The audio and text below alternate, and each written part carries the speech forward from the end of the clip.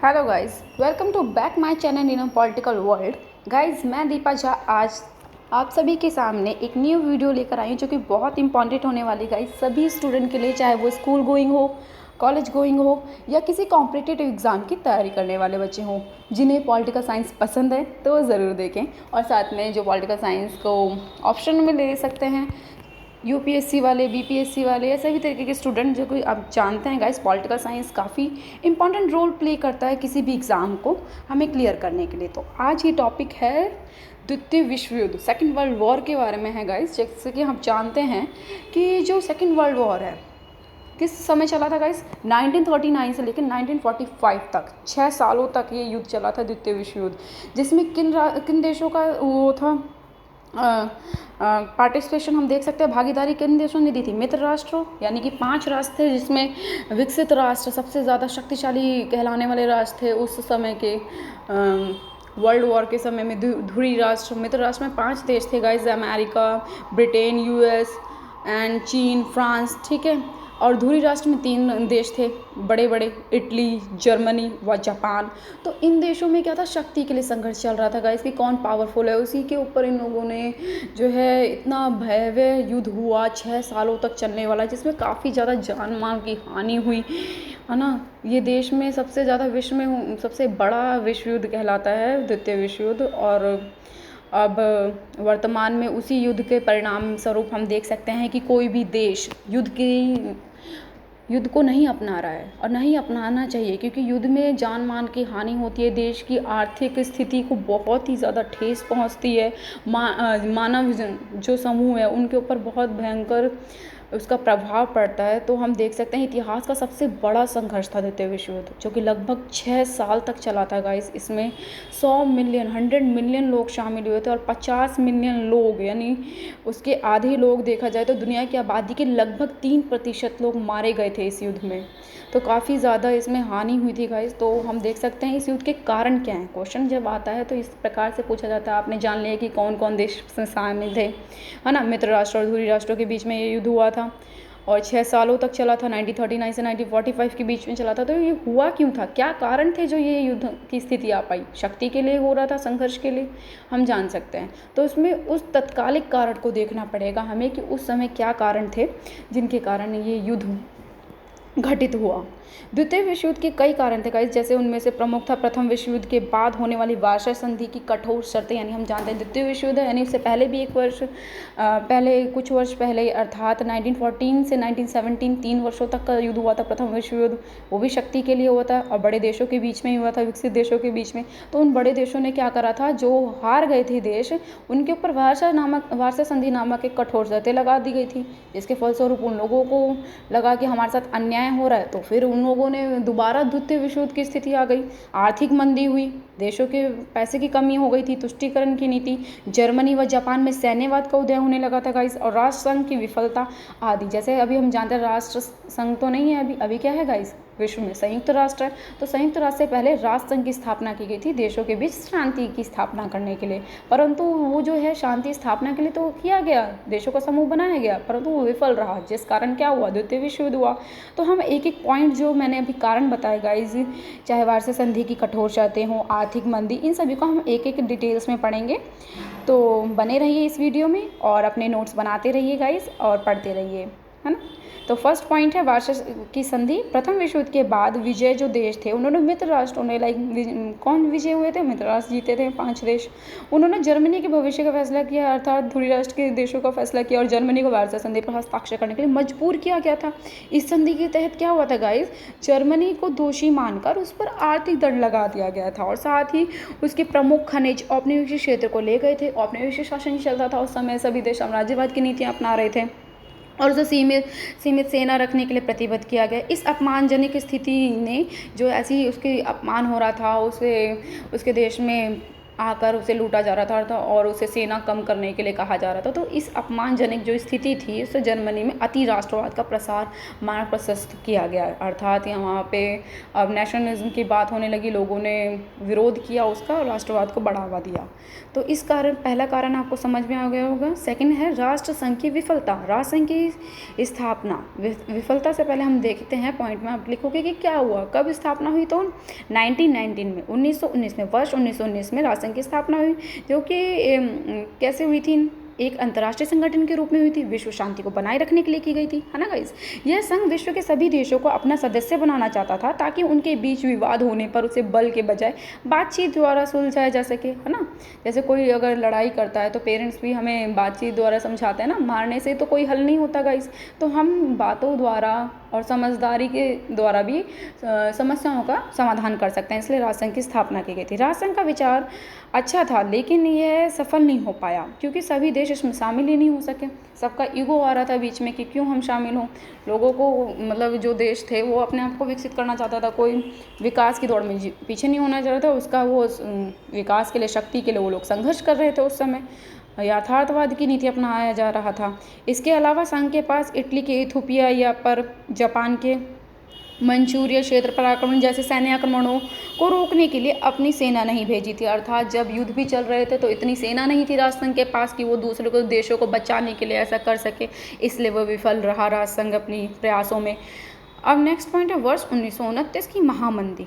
1929 में 1930 दशक भी आपने सुना होगा गाइस कि आर्थिक मंदी आई थी विश्व में सभी देशों में अधिकतर। वर्ष 1930 के दशक की विश्वव्यापी आर्थिक मंदी ने यूरोप और एशिया में अलग अलग तरीके से अपना प्रभाव डाला था गाइस। यूरोप की अधिकांश राजनीतिक शक्तियाँ जैसे जर्मनी, इटली, स्पेन आदि जो अधिनायकवादी और वह साम्राज्यवादी सरकार है उसमें स्थानांतरित हो गए थे, चेंजेस आ गए थे। उनमें सभी जो है साम्राज्य अपना राज्य फैलाने के लिए अन्य देशों में जा रहे थे और उन्हें अपना जनमान मतलब व्यापार करने के उससे या देशों को अधिपत्य कर रहे थे, अधिनायकवादी बना रहे थे, है ना।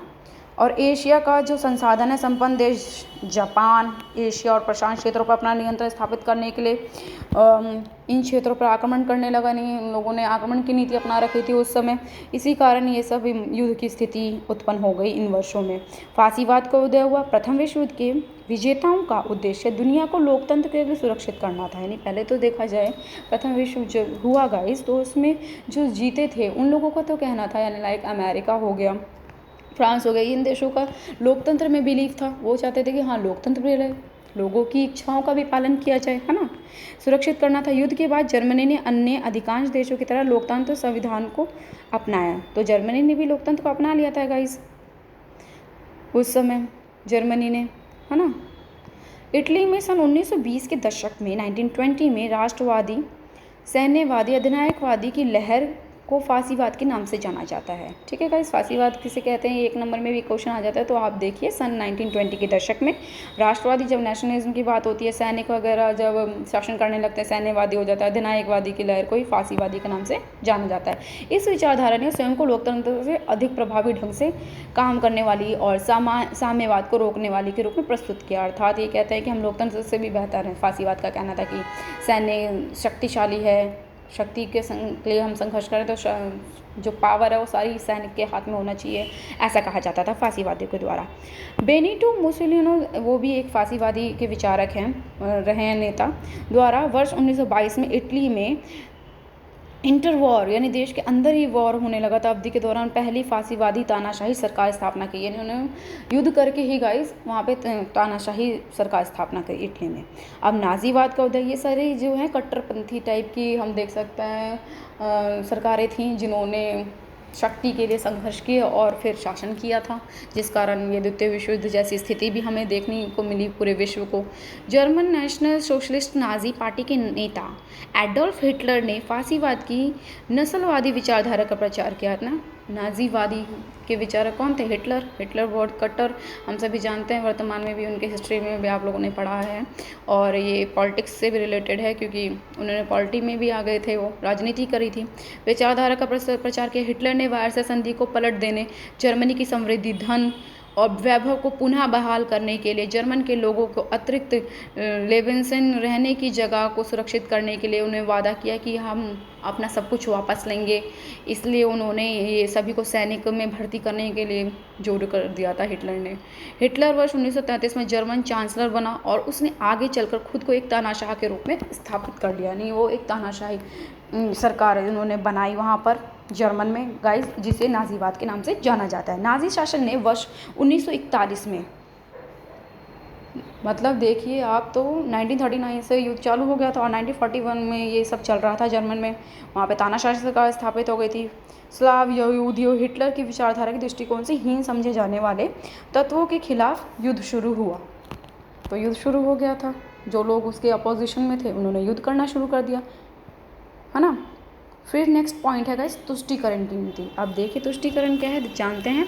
हिटलर ने खुले तौर पर वार्सा संधि की उल्लंघना की, यानी उसने वार्सा संधि जो भी रूल्स थे कि मानने पड़ेंगे जर्मनी को, अगर गलती करिए तो सज़ा मिलेगी, परंतु उसने बिल्कुल पलटवार करने की बात कही हिटलर ने और उसने तुष्टीकरण की नीति अपनाई, यानी उसने उल्लंघना की और जर्मनी की सेना तथा हथियारों का गुप्त रूप से निर्माण शुरू कर दिया। हिटलर की गतिविधियों के बारे में ब्रिटेन और फ्रांस को पता था, लेकिन उन्हें लगा कि एक मजबूत जर्मनी ही, यानी मजबूत जर्मनी को रूस के साम्यवाद को समाप्त कर पाएगा, यानी रूस और अपोजिट में थे ना गाइस, तो इसलिए वो तुष्टीकरण का जो हम देखें उसने नीति अपनाई। म्यूनिख समझौता सितंबर 1938 में प्रमुख उदाहरण था तुष्टीकरण की नीति का। इस समझौते में ब्रिटेन और फ्रांस की जर्मनी को चेकोस्लोवाकिया के जो देश है उसके क्षेत्रों में प्रवेश करने की अनुमति दे दी गई। वहाँ जहाँ जर्मन भाषी लोग रहते थे, जर्मन के लैंग्वेज वाले लोग रहते थे, वहाँ पे उन्होंने शासन करना चालू कर दिया। जर्मनी ने वादा किया था कि वह शेष चेकोस्लोवाकिया या किसी अन्य देश पर आक्रमण नहीं करेगा, लेकिन जर्मनी द्वारा मार्च 1939 में इस वादे को तोड़कर शेष चेकोस्लोवाकिया पर आक्रमण करा गया। जैसे हम जानते हैं गाइस, चेकोस्लोवाकिया अलग अलग हो गए फिर देश, क्योंकि उसने आक्रमण करके लूट लिया था, देशों को जीत लिया था जर्मनी ने। इसके बाद भी ब्रिटेन और फ्रांस द्वारा सैन्य कार्यवाही नहीं की गई कुछ समय तक। तो हम सभी जानते हैं इन सारी गतिविधियों के कारण द्वितीय विश्व युद्ध शुरू हो गया। अब देखिए द्वितीय विश्व युद्ध में हुआ क्या, उस दौरान क्या चल रहा था। द्वितीय विश्व युद्ध की प्रमुख घटनाएं देखिएगा। शुरुआत में क्या हो रहा था, अंतर्राष्ट्रीय तनाव हो गया था। जब युद्ध की स्थिति हो गई, एक देश दूसरे देश पे आक्रमण कर रहा है, तो पूरे विश्व में चिंता का विषय है ही। जैसे अभी हम भी जानते हैं वर्तमान में रूस जो यूक्रेन युद्ध चल रहा है, केवल 2 विदेशों में चल रहा है, परंतु उसका जो प्रभाव है इंटरनेशनल लेवल पर भी हमें देखने को मिलता है ना गाइस। तो वो एक देश की जो स्थिति होती है वो समझी जा सकती है। और इसमें तो कई सारे देश, दुनिया के अधिकतर देश शामिल थे द्वितीय विश्व युद्ध में। हमने जो ऊपर पढ़ा 100 millions people are involve in this, तो बहुत ही ज़्यादा प्रभावशील युद्ध रहा था, जिसकी प्रमुख घटनाएं में आ जाते हैं।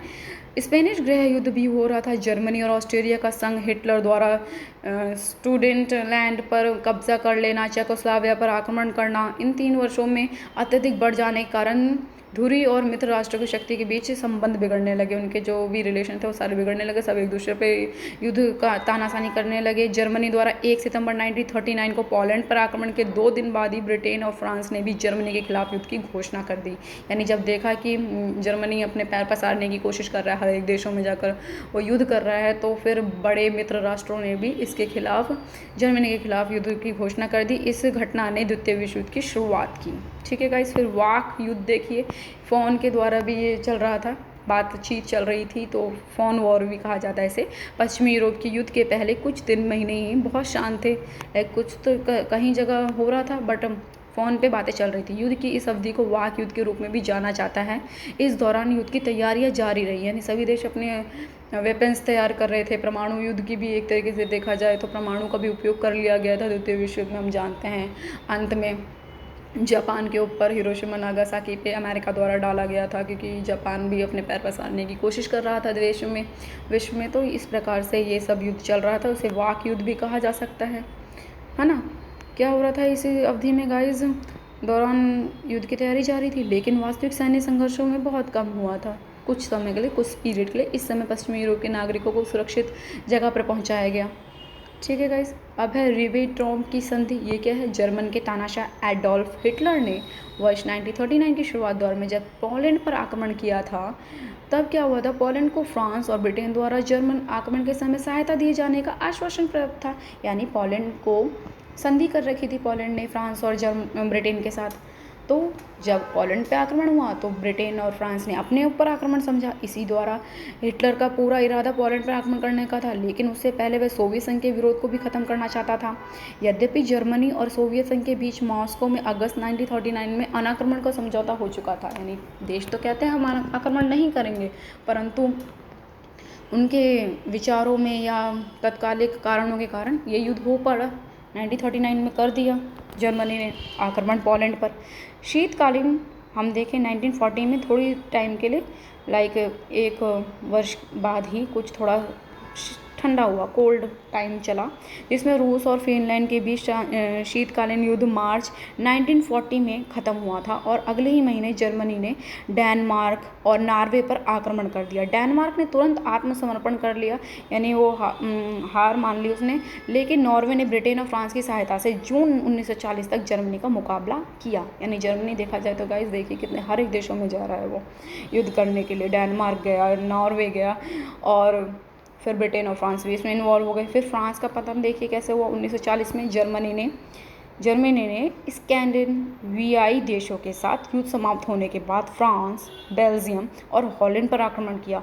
इस चरण के दौरान पश्चिमी यूरोप ने त्वरित युद्ध प्रणाली यानी ब्लिट्ज़क्रिग का सामना किया था। इस समय सबके ऊपर जर्मनी की सेना बहुत ही पावरफुल थी। हिटलर हम जानते हैं कि कितना स्ट्रिक्ट तानाशाही शासन था, जिसने अपने सभी देश के लोगों को अधिकतर देखा जाए तो सैन्य में भर्ती कर लिया था और उन्हें ना जाने किस प्रकार से ट्रेनिंग दी थी, जिससे तब भयानक हम देख सकते हैं युद्ध उसने करवाया पूरे विश्व में अधिकतर देशों में।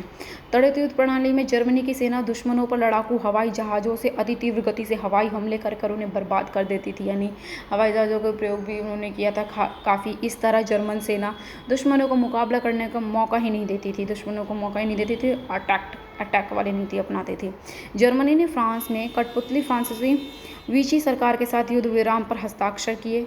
हिटलर ने फ्रांस पर विजय प्राप्त करने के बाद क्या किया गाइस? ब्रिटेन पर जर्मनी ने आक्रमण किया, फ्रांस को हरा दिया। देन फिर जर्मनी जो ब्रिटेन पर गया।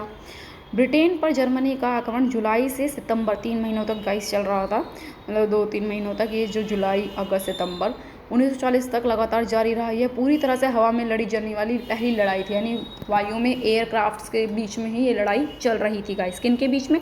ब्रिटेन और जर्मनी के बीच में। कब? 1940 में।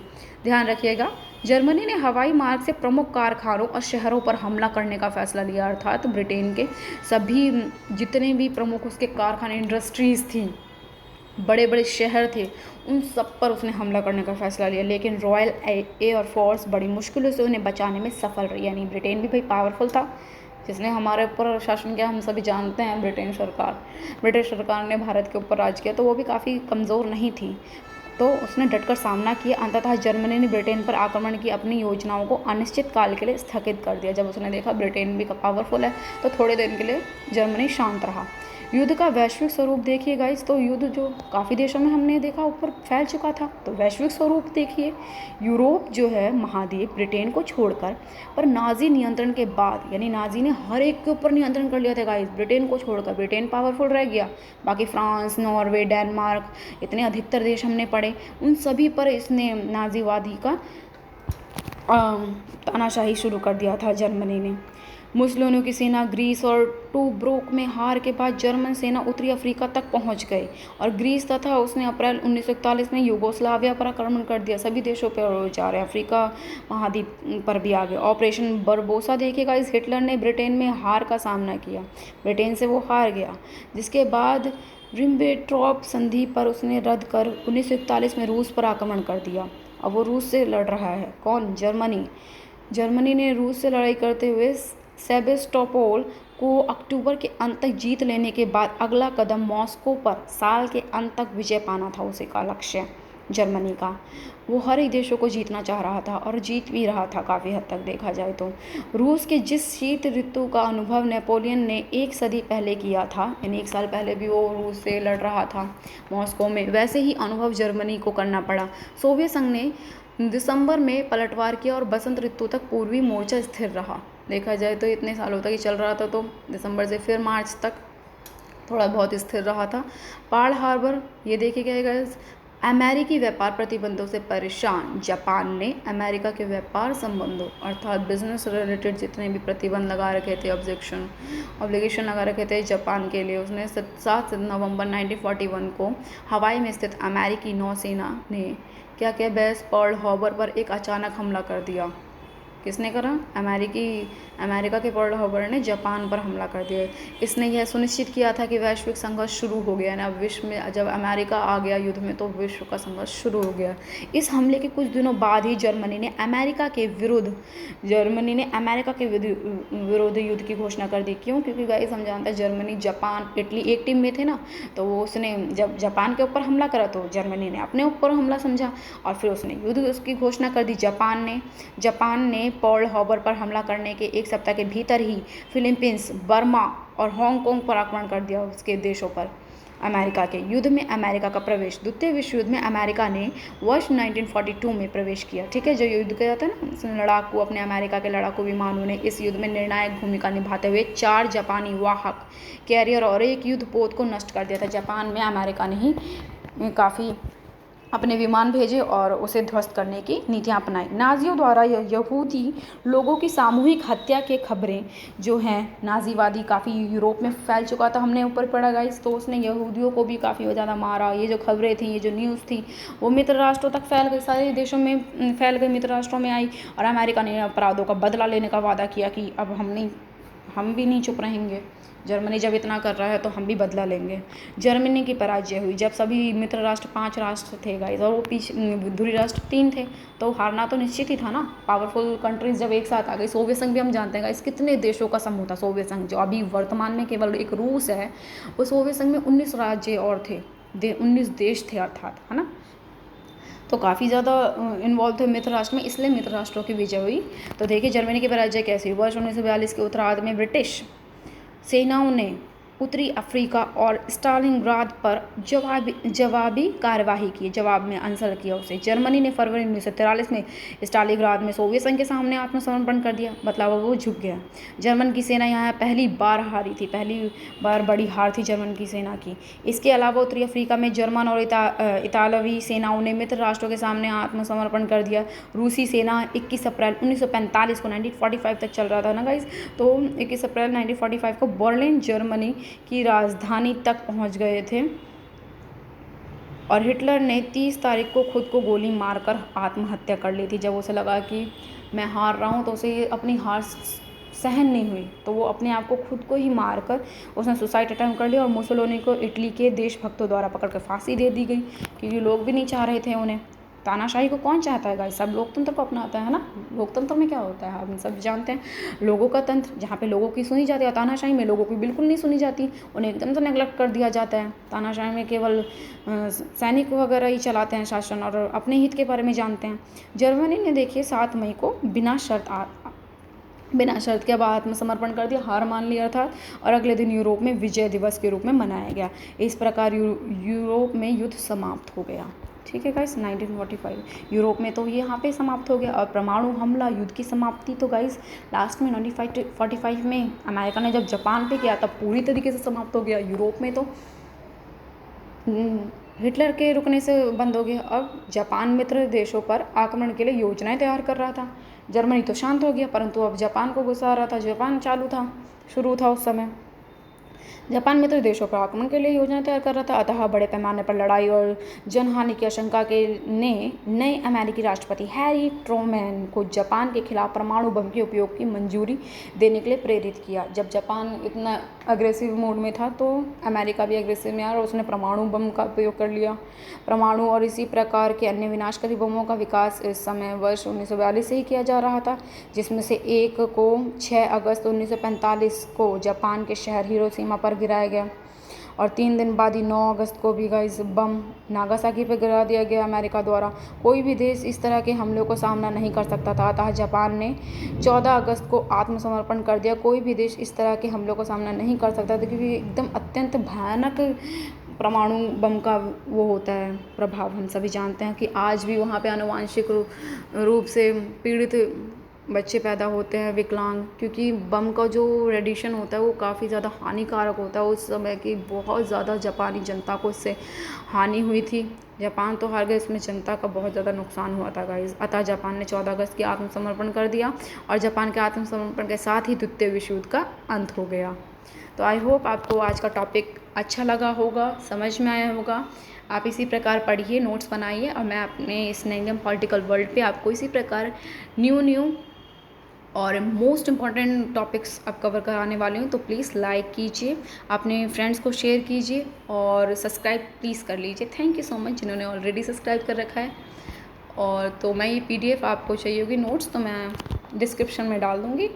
इसी प्रकार से पढ़ते रहिए। आज टॉपिक कंप्लीट होता है। द्वितीय विश्व युद्ध क्यों हुआ था, कैसे हुआ था, उसके कारण क्या थे, उस समय कैसी परिस्थितियाँ थी, इस विषय में जाना। अगर आप कहेंगे तो मैं और वीडियोस लेकर आऊँगी द्वितीय विश्व युद्ध के ऊपर कि उसके परिणाम क्या हुए, उसके बाद क्या हुआ, अर्थात शीत युद्ध के बारे में भी बनाऊँगी of course. Thank you for watching.